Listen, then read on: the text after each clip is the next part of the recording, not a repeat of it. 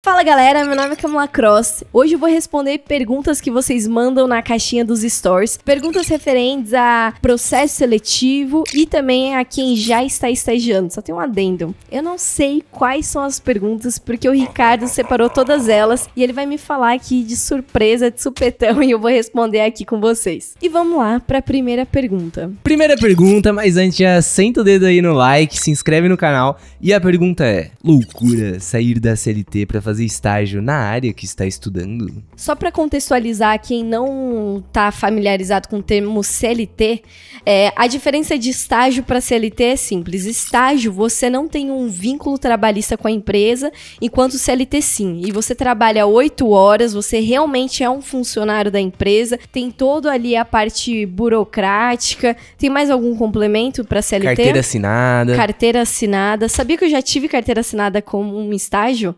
2 estágios. Não sabia.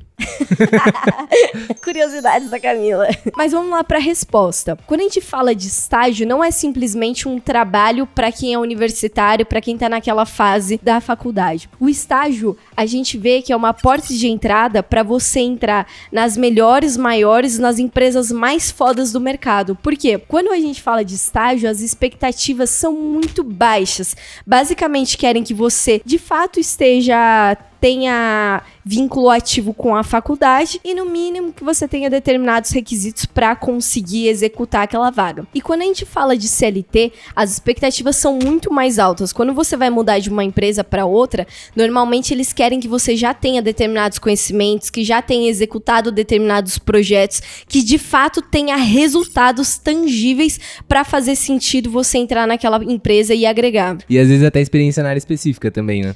Então assim, a pergunta é muita loucura sair do CLT para voltar pro estágio?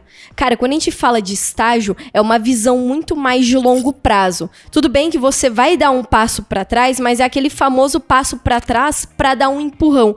Porque se hoje você tá CLT em uma empresa pequena, em uma empresa que não é muito valorizada no mercado, que não traz de fato aquele peso pro seu currículo e aquele peso pra sua carreira, vale muito a pena você ir pro estágio, porque você não tá tendo uma visão só de curto prazo. Estou aqui no CLT com carteira assinada, ganhando meus 4 mil reais e, vou descer para ganhar 2 mil reais como estagiário. Cara, não é essa cabeça que você tem que ter, é a longo prazo. Qual a experiência, peso e visibilidade que eu vou ter no mercado? Então, assim, para mim, loucura é ficar num lugar onde você não vai ter crescimento a longo prazo. É o famoso pra trás só pra pegar impulso.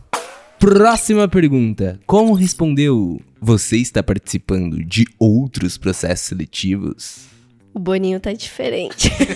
E aproveitando, a gente tem, falando aqui de processo seletivo, procura de estágio, a gente tem uma newsletter que semanalmente a gente manda na sua caixa de e-mail os principais processos seletivos que estão abertos no mercado, pra você ficar de olho, porque eu sei que tem uma galera que às vezes é meio lesada e acaba se perdendo, é ruim de calendário, então a gente avisa e é da forma mais humorística possível. A gente sempre tenta deixar o negócio muito leve e até pra você conhecer as empresas, entender qual é a pegada. Então, o link vai estar aqui na descrição desse vídeo. Se inscreve na newsletter. Semanalmente, estágio foda na sua caixa de e-mail. Agora, respondendo aqui a pergunta: como responder numa entrevista se de fato você está participando de outros processos seletivos? Quando alguém te pergunta isso, eles querem saber basicamente a verdade, porque por trás das perguntas na entrevista sempre tem uma motivação extra. O entrevistador ou o recrutador, o gestor, se está te perguntando isso, ele quer analisar o seguinte: se você está se inscrevendo nos processos simplesmente porque você quer um estágio, simplesmente porque você quer ganhar dinheiro, ou se de fato você tem a autoconsciência do que você quer para sua carreira e o que você tá vendo na empresa. Então a resposta, sim, aqui é básica. É só você falar assim: eu tô participando de outros processos seletivos, mas deixe claro esses pontos que, não é que eu tô me inscrevendo nesses 5 outros processos seletivos por me inscrever e ponto final, tanto faz o estágio que eu vou passar. Eu tô me inscrevendo porque eu vi que essas empresas têm isso, assim como aqui também tem a carreira que eu quero por causa disso. Assim você traz muito muito mais maturidade e profissionalismo ali na entrevista. Eu vejo que muitas vezes a galera fica insegura de falar que tá participando de outros processos, mas é aquilo, a empresa também tá entrevistando outras pessoas, então não é como se você estivesse traindo a empresa, você tá escolhendo o melhor estágio pra você, assim como eles estão escolhendo o melhor candidato. Acho que é importante deixar isso claro, de que é uma escolha mútua e você também tá considerando outras empresas. Porque tem pessoas que acham que vale mais a pena mentir nessa pergunta e vai falar, nossa, se eu mentir, a empresa vai ver que eu tô colocando ela em primeiro lugar, que eu sou mega especial, eles vão me ver de uma forma mais atrativa pra vaga. Cara, não, você só vai estar mentindo de besta e não vai estar mudando nada. Próxima pergunta. Meu contrato termina em agosto de 2022. No caso aqui a gente tá em março de 2022, mas a data não é tão relevante pra pergunta. Como perguntar se vou ser assistente ou analista júnior? Cara, eu gosto muito da metodologia de chamar o gestor e falar, eu vou ser assistente ou analista júnior? Essa técnica avançada. Essa técnica é usada há muito tempo pela humanidade. É porque geralmente a galera deixa ser uma surpresa, né? Tipo, a efetivação não pode ser uma surpresa. Você não pode esperar chegar lá pra saber se vai ser um ou outro. Isso já tem que estar alinhado no processo. Muitas pessoas muitos universitários costumam terceirizar a carreira ao invés de fato estar no controle. Você tem que ser o maior interessado pela sua carreira. Então, se você quer planejar de fato a sua efetivação, isso daqui tem que ser um planejamento em conjunto com o seu gestor. Não pode ser só um desejo seu. Porque se for só um desejo, vai ficar só na sua cabeça. Você não vai conseguir colocar ele em prática. Então, eu falei brincando sobre a técnica do chamar e perguntar, mas isso é uma realidade muito forte. Você precisa ter essa abertura, essa comunicação muito clara com o seu gestor. E saiba de fato a resposta para você se planejar. Porque se ele falar, infelizmente, eu não vou poder pegar você nem como assistente, nem como analista júnior, por causa disso.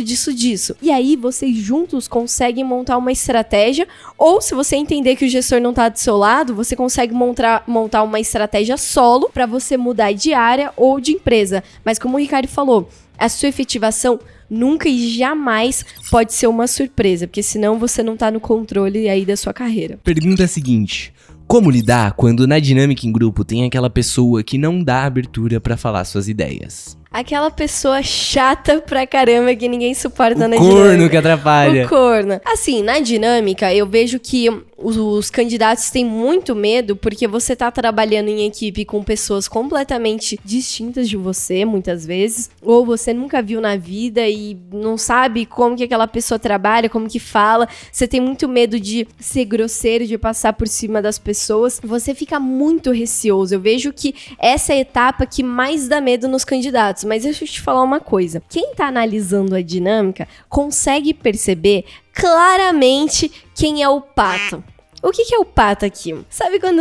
Lembra, volta aqui na época de escola. Sabe quando o professor falava, vai ter um trabalho, vocês precisam se dividir em grupo de 5. E aí você tá num grupo de 6 pessoas. Aí todo mundo assim se olha e já sabe quem vai sair dessa equipe, quem não vai fazer parte ali do grupinho. Menos o pato, que é a pessoa que acha que tá no grupo, sendo que todo mundo já considerou que ele tá fora. E na dinâmica isso acontece demais. Se você já percebeu que essa pessoa não tá dando espaço pros outros falarem, ela tá interrompendo, tá sendo grosseira, tá achando que a ideia dela é melhor do que de todo mundo e tá impondo, tá sendo a pessoa, às vezes, o passivo-agressivo, ou tá sendo o puro agressivo, cuzão, se você percebeu isso, relaxa, porque quem tá analisando também tá percebendo. Só que você também não pode se colocar numa posição de passivo, de simplesmente ver o negócio acontecendo e não fazer nada. Você tem que se impor, porque quando a gente fala de trabalho em equipe, quando a gente fala de liderança, envolve muitos conflitos.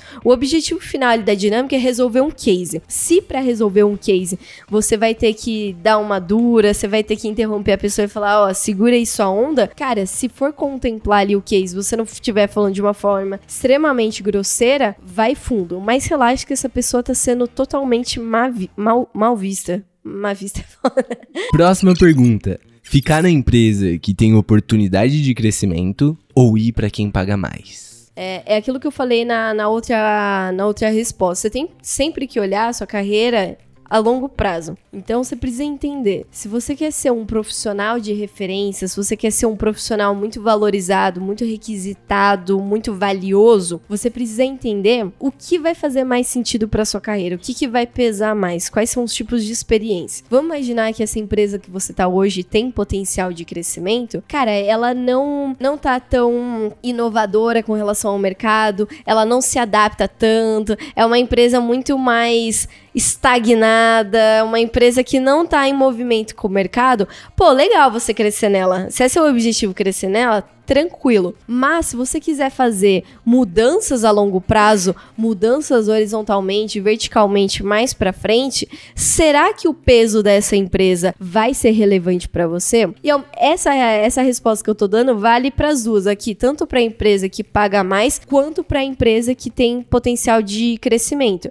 E quando a gente fala de salário aqui, não se apega a salário de estagiário, porque isso aqui é uma fase extremamente passageira, extremamente curta, que no máximo vai ter 2 anos em cada empresa. Aqui volta pro pensamento de longo prazo, você precisa olhar, beleza, quanto que paga um analista júnior comparado com essa empresa que tem potencial de crescimento? A empresa que paga mais como estágio e a empresa que tem potencial de crescimento. Quanto que é o salário de analista júnior? Quanto que é o salário de analista pleno? Quanto que é o de sênior? Quanto que é o de coordenador? Quanto que é o de gestor? Se você vai olhando com essa visão de longo prazo e comparando, você consegue ver qual empresa acaba valendo mais a pena no fim das contas. Empresas que normalmente pagam um alto salário para estagiário são empresas que focam muito na carreira, porque estão investindo ali num conhecimento e querem desenvolver um profissional para ele se manter ali e mandar muito bem a longo prazo. Então pode ser um indicativo muito bom. E antes de a gente ir para a última pergunta, não esquece de deixar o seu like, se inscrever e avisando que semanalmente a gente faz um podcast ao vivo aqui no YouTube, então você pode interagir com a gente sempre pega algum conteúdo aí pra quem tá estagiando, pra quem tá procurando estágio, e é muito legal ter a participação de vocês. E também se inscreve aí na newsletter. É verdade.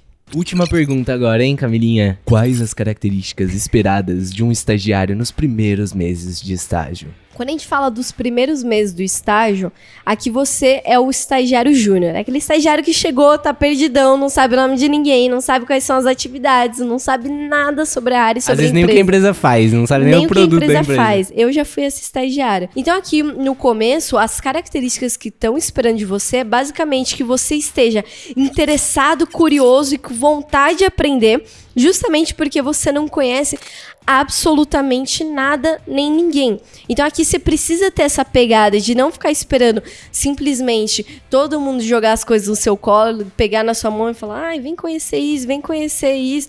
Não, você tem que ser essa pessoa que está curiosa a ponto de ir atrás sozinho para ir perguntar e conhecer as pessoas. E uma outra característica que eu vejo aqui é justamente a energia. Porque é você mostrar que tá com vontade, não é simplesmente, pô, tô curioso e tal, e ficar na sua. A energia vai te ajudar a você ultrapassar essa barreira de não conhecimento, de zero conhecimento pra, pô, deixa eu perguntar pra fulano vai me apresentar, meu gestor vai me ajudar. E ó, aqui 2 dicas práticas. Pede pra participar de reuniões como ouvinte. Então, você tá vendo que vai rolar uma reunião na área, você não vai fazer porra nenhuma naquela reunião, porque você ainda não faz nada. Chega no analista, no gestor e fala, posso participar dessa reunião só pra eu ouvir, pra eu ver como que é, que isso vai demonstrar muito interesse e você vai começando a entender. E outra coisa, sempre que forem te passar alguma atividade, alguma coisa, esteja anotando tudo, pra você não ficar perguntando de novo as mesmas coisas, pra você mostrar que você tá interessado e pra acelerar o seu aprendizado. Porque é muito chato aquele estagiário que você passa todas as atividades, explica tudo pra ele, entendeu? Entendi. Passa 2 dias, a pessoa vem te perguntar a mesma coisa, ou entendeu tudo errado e não fez nada, sabe? Então anota tudo pra você ir revisando. Isso é muito importante, porque você tem que entender, se coloca na posição de o burro. Pô, eu tô aqui pra aprender tudo. Vai me falando, vou anotando, e aí você vai desenvolvendo. E é muito importante você perguntar tudo. Se você não entendeu, pergunta mais de uma vez. Mas não pergunta mais de uma vez em dias diferentes. Por quê? Você não vai estar respeitando o tempo do seu time. Porque se uma pessoa parou pra te explicar alguma coisa, aquilo ali tá valendo determinados reais, que é o salário da pessoa. É a hora que ela tá dedicando. Se daqui a 2, 3 dias, igual o Ricardo falou, você parar de novo pra perguntar, você não tá valorizando o time da forma certa. A gente até fez um podcast sobre isso, se existe pergunta burra. Escuta esse podcast que vai ajudar demais. Existe, adiantando já existe. Spoiler. Tamo junto, espero que você tenha curtido esse formato de vídeo, inclusive deixa aqui nos comentários se você curtiu, porque esse daqui não teve roteiro nenhum, não sabia quais eram as perguntas. Deixa aqui no comentário qual pergunta você gostaria que a gente respondesse. Tamo junto, é só o começo e rumo ao estágio foda. Uhul. E a se tornar um estagiário sênior, pronto pro próximo passo.